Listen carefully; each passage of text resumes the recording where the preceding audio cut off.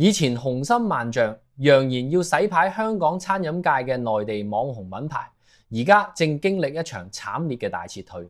起初呢波南下潮好似一場來勢洶洶嘅入侵，嗰啲喺內地靠住流量包裝、乾冰煙霧同濾鏡裝修堆砌出嚟嘅品牌，一心以為攞住嗰套浮誇佢嘅頭，就係可以輕易收割精明嘅香港食客。然而現實卻抌咗一個響亮嘅耳光。呢啲喺內地溫室入邊靠住低價勞動力同廉價租金生存嘅品牌，一旦遇上香港高昂嘅固定成本同務實嘅消費邏輯，瞬間原形畢露，變咗指責嘅旗艦。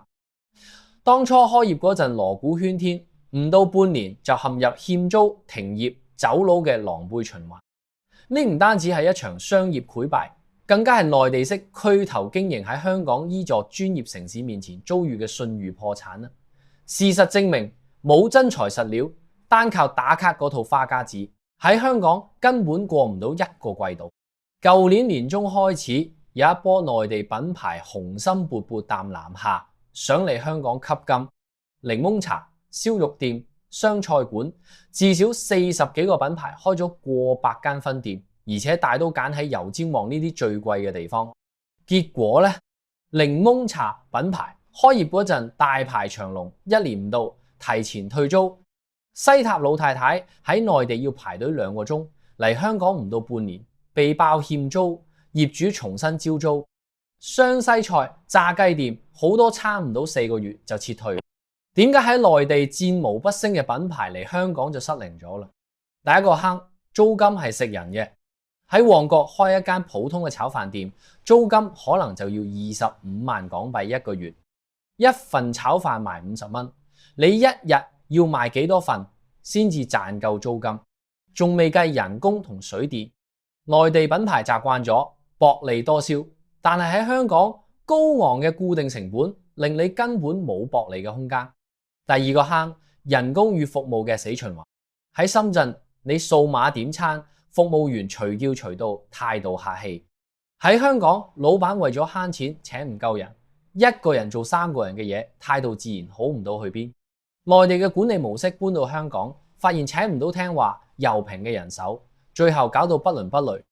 第三個坑，中老年人唔食河頭呢一套。而家嘅內地網紅店主打一個打卡，裝修到花哩碌，份量卻少到可憐。對於我哋呢啲務實嘅香港老一輩嚟講，食餐飯最重要係夠火候、有鑊氣、份量足。你俾我整埋啲煙霧繚繞嘅乾冰，仲不如俾多2嚿叉燒我。與此同時，最近街坊們茶餘飯後講得最多嘅，除咗天氣，恐怕就係今日你上咗去未？呢度嘅上去指嘅當然係北上深圳。以前我哋話香港賺錢香港花，而家變成咗香港賺錢深圳花，主打一個物價差。香港人北上食飲玩樂已經唔再係年輕人嘅潮流，而係全港阿公阿婆、師奶叔伯嘅全民運動。根據入境處最新數據，今年上半年香港人出境人次竟然接近5000萬，其中近90%係去內地。呢個數字代表咩？代表香港快要變成一座空城。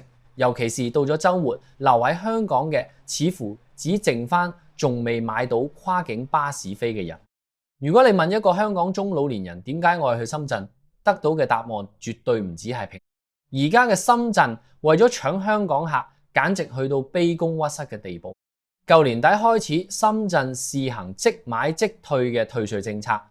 以前我哋要去口岸大排長龍辦退稅，而家喺商場直接領現金。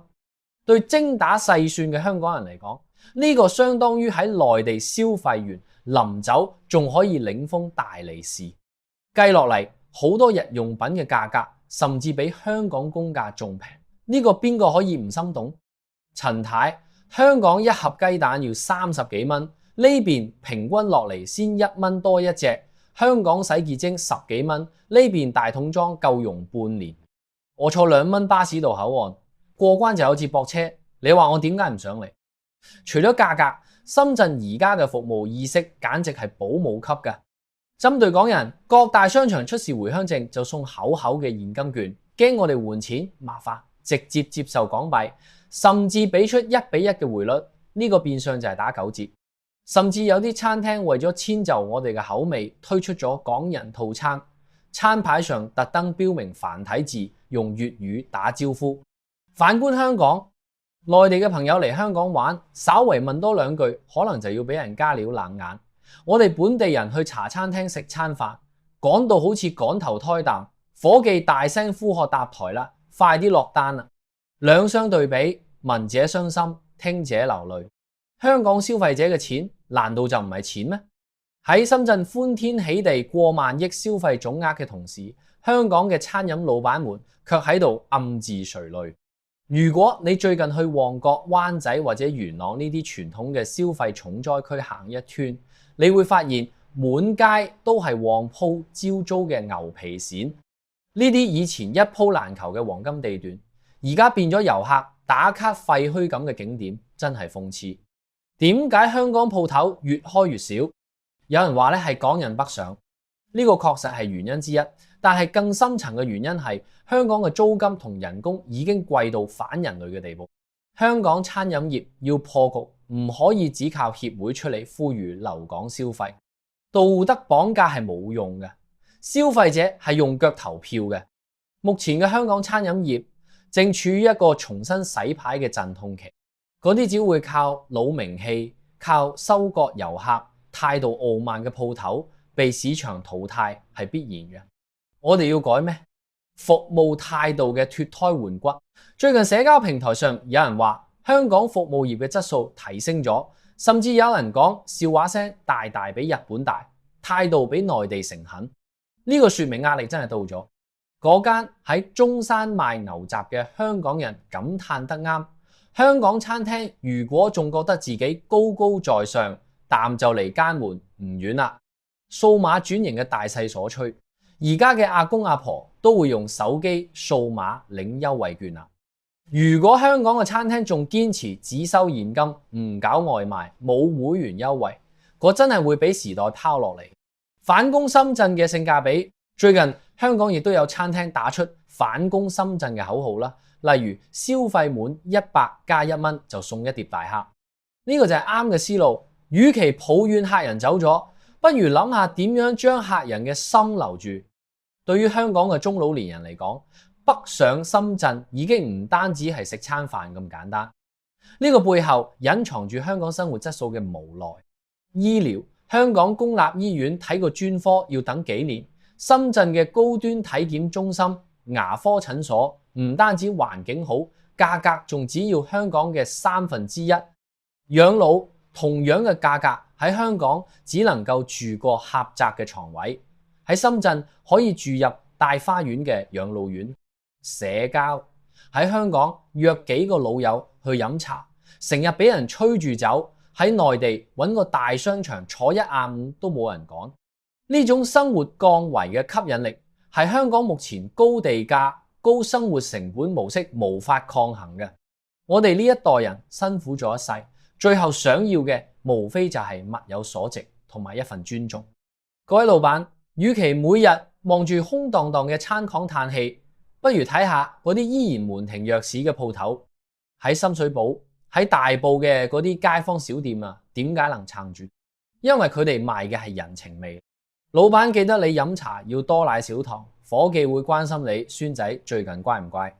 呢種社區紐帶係深圳嗰啲標準化嘅商場餐廳永遠俾唔到嘅。我哋嘅核心競爭力應該係港式品味與真材實料，咪再去學咩網紅裝修啦，將嗰碗雲吞麵嘅湯頭熬好，將嗰碟乾炒牛河整成全港最有鑊氣嘅，將服務態度降落嚟，將效率升上去。香港人係識貨嘅，只要你用心，我哋仲係願意留喺香港食飯嘅。香港餐飲業嘅寒冬雖然殘酷，但亦都未必唔係一件好事。佢逼住我哋去思考、去改變、去擠走嗰啲虛高嘅泡沫。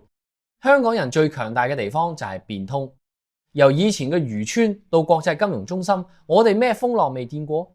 而家只係需要一點時間去重新尋找我哋喺呢個新時代下嘅位置。如果有一日香港嘅餐廳能做到好似深圳淡重客，價格能做到令街坊唔再覺得肉赤，但所謂嘅閉店潮終將會變成復興潮。